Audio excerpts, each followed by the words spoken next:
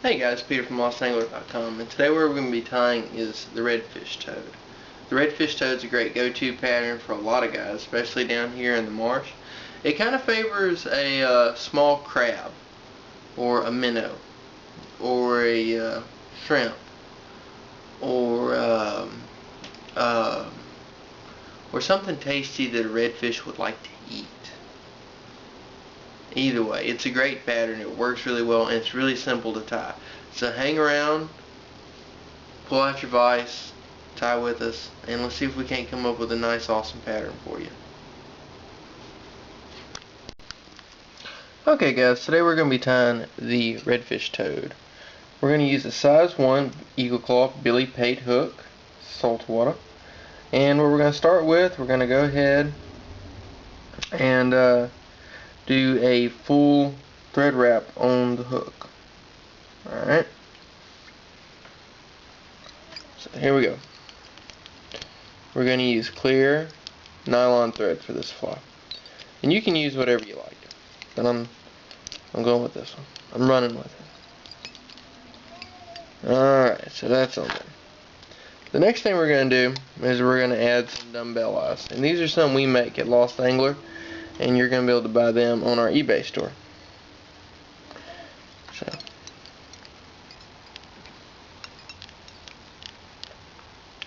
we're going to figure 8 them on there.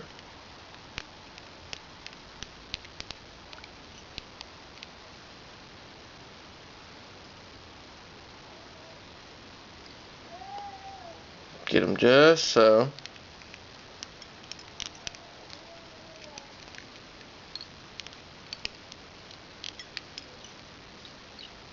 And just like you normally would with dumbbell eyes, you're going to go ahead and cinch it down. Alright, and there we go. So we've got our dumbbell eyes on. The next thing we're going to do, by the way, these are going to come in just a variety of colors for you. You'll be able to get those on our eBay store, like I said. Okie dokie, got that done. Now we're going to come back here to the base of the hook, and we're going to go ahead and tie in some flash. First thing I'm going to tie in is some gold Krystal flash. Alright.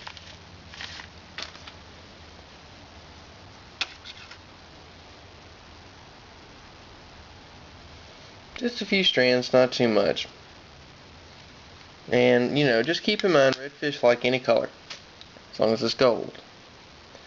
Alright, so we're going to bring it on, double it up, and tag it on. Alright, boom. Now that that's on, we can go with our next material.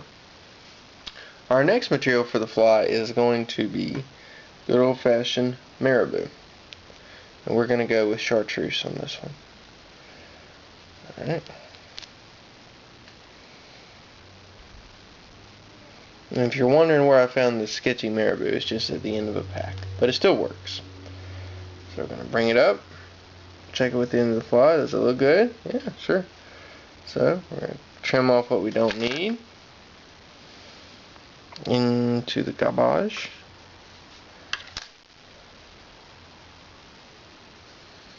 Okay. And we're going to tie it on.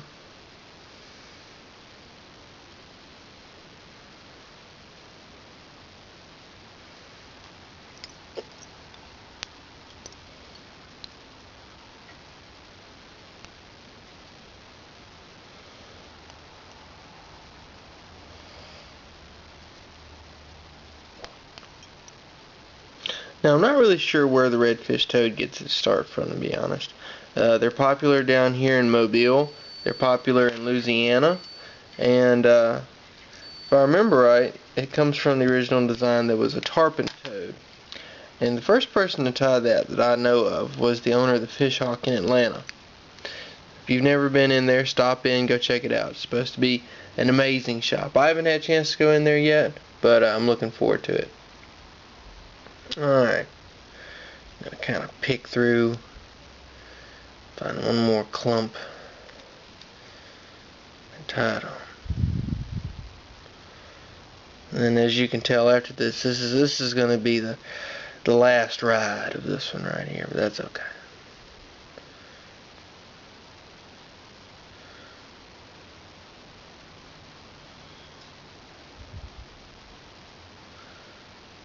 There we go.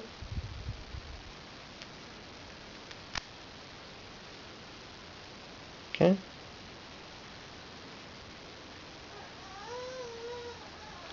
Marabou, by the way, comes from the turkey bird.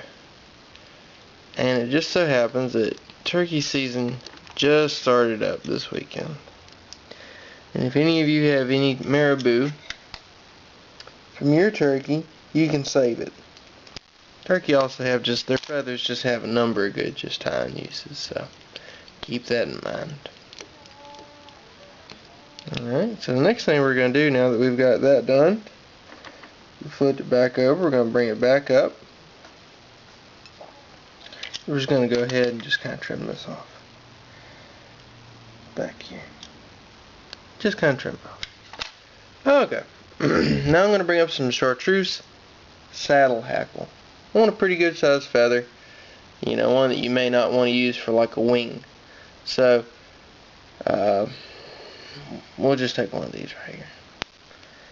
Alright. If you can see this is just a nice, just a nice big oversized quill. Which is what we're looking for. I'm going to pull off some of the feather, leave some of the stem bare, and then we're going to tie it in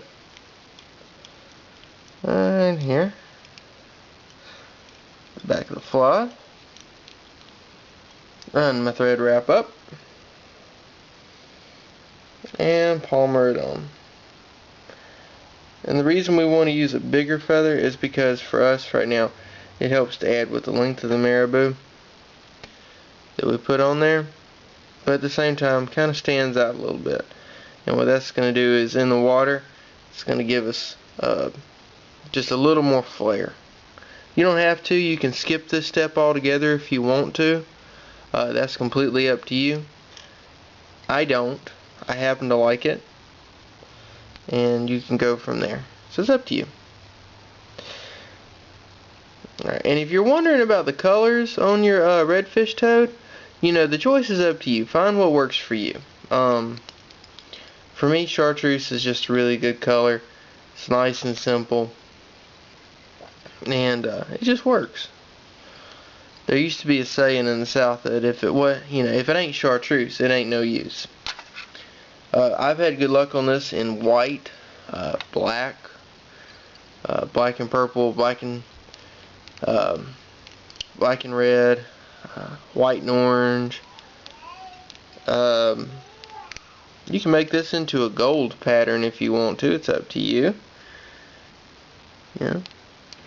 The sky is the limit, I guess. Okay, so we got that on, and now we're going to go with our next material, Palmer Chenille. If you've never worked with Palmer Chenille, it's a lot of fun. It's kind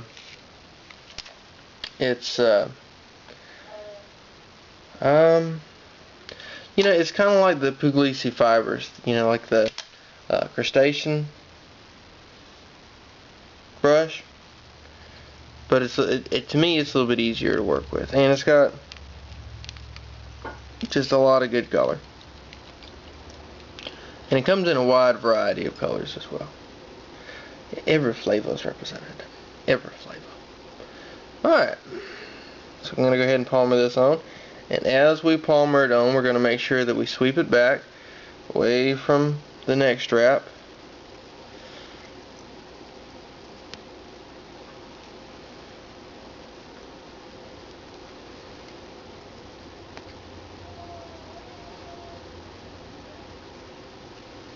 Round and round she goes. Right. Doo-doo-doo.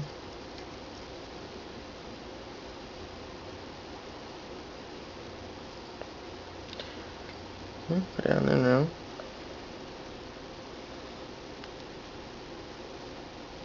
I was teaching my son to fly cast the other day, and he's about to turn 5.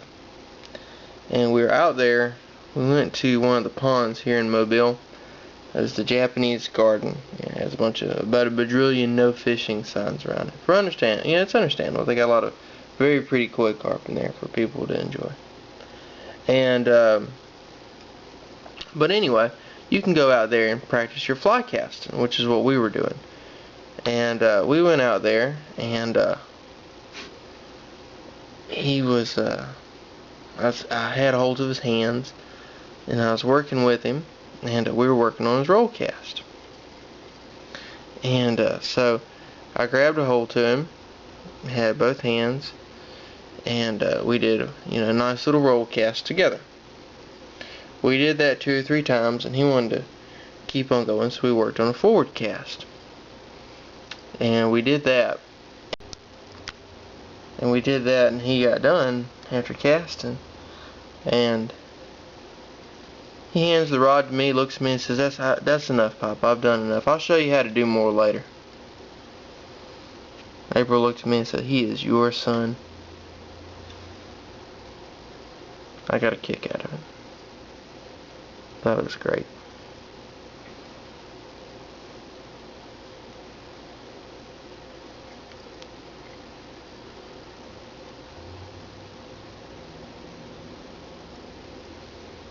I like taking him fishing. Gotta take him fishing. He's got a gap in his teeth, so instead of fish, comes out fish. Fishing. Caught his first brim the other day. He was tickled.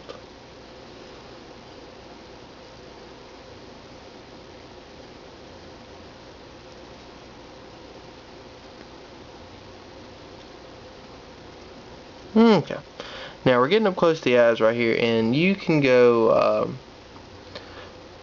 past the eyes if you want to. I like the eyes to be a stopping point, and I also, if you'll notice, I leave a gap between the dumbbell eyes and the eye of the hook. And the reason I like to do that is I think it looks better, it looks cleaner, and it's kind of a nod to the just the tradition of old key saltwater patterns that all seem to have that gap. I love it. Love those old patterns. I can remember going to fly shops when I was a kid and thinking, God, those are the coolest things ever.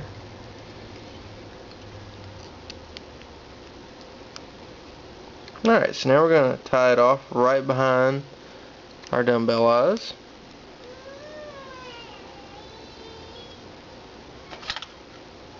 Right behind it.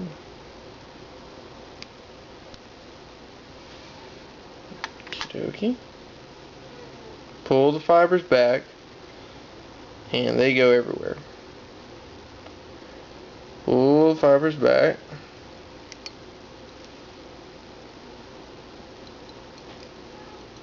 Tack it down. Boom. And really, at this point, you're done as far as what you're going to tie on is concerned. So what you want to do now is bring it down and tie it off. So we're going to do that right now. You can use a whip finish on this. I'm going to use 2 double half hitches because that's how I roll. Or you can be like Dave Whitlock and just hit it with some Zap Gap and be done with it. It's up to you.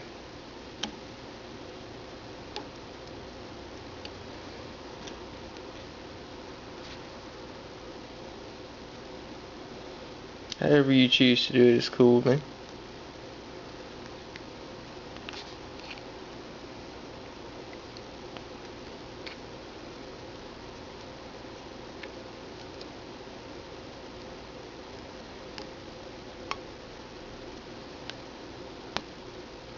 Alright, boom, there it is. And we're going to go ahead and hit it with a little nail polish right there. Make sure it doesn't move.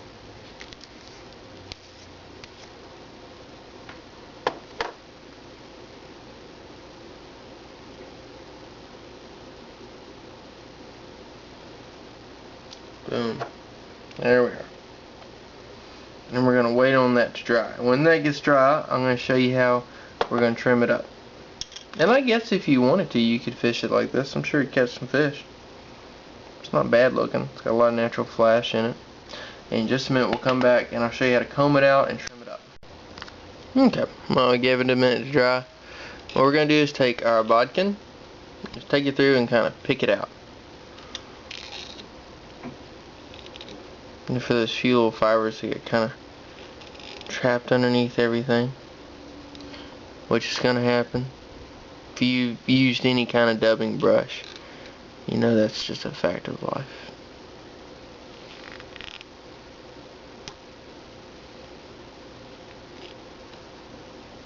Okay. Now the next thing we're going to do is, I'm just going to pick it up right here in the middle. After I spread it all out, pick it up right here in the middle. Cut it. Trim it out.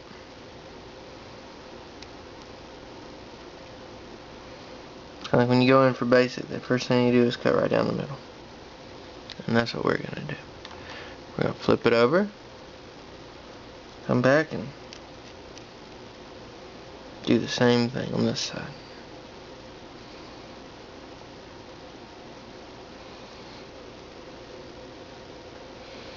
Now we're going to kind of trim the edge around, give us a little bit of shape.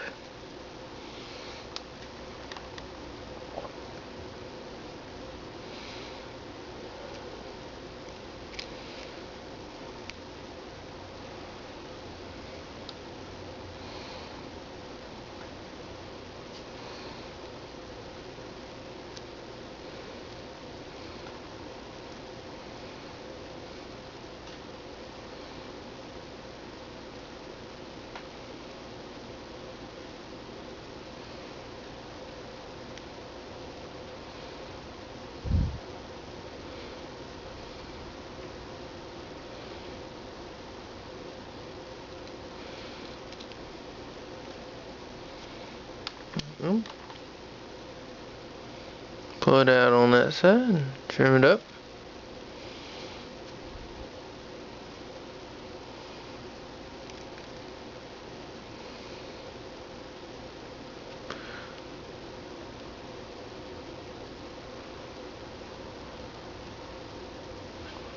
Alright.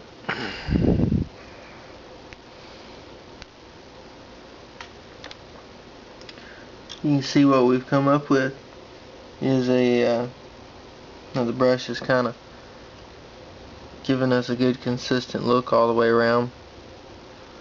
You can take it out at this point and kind of trim it up all the way around. Make sure it's all the way you want it. But as far as our vise work, it's pretty much done. Like I said, you're going to come back through, take it off the vise, and trim it up some more. Essentially, this is it. And it kind of imitates a little crab, a little shrimp. Just, you know, whatever. If you want a little more body in your marabou, what you can do is you palmer that. If you palmer that, you'll get more puff out of your marabou. If the fly's not getting down in the line of sight, you take out the plastic dumbbell eyes right here, and instead go with a lead dumbbell eye or bead chain, depending on what your water depth is. If you want to, you can take it at this point and hit it with a Sharpie. This Palmer Chenille colors well. But all in all, I'm pleased with the fly. I'm gonna go back, trim it up a little bit more here and there, but all in all, I'm pleased with it. I'm pleased with it. So that, ladies and gentlemen, is a redfish toad. Thanks for watching. So that was it, the redfish toad. Easy to tie, easy to do. Sorry about the delay in not posting as much as we normally do. We just moved down to Mobile, and we're looking forward to it. Or moved back, I should say. So hang out. Check out the new lostangler.com. You can go there. We've got everything updated. You can see all of our flies listed. You can check us out on Facebook. That would be awesome. We have an eBay store. If you haven't been to the eBay store, go to the eBay store. You should buy these flies. I would buy these flies if I didn't tie them myself, but luckily I do tie them. April ties them. We do this together. It's a family thing. It supports our family. You should support our family. I do. It's fun. You'll love it. It's not a problem. We got a few t-shirts left. Get them while they're hot.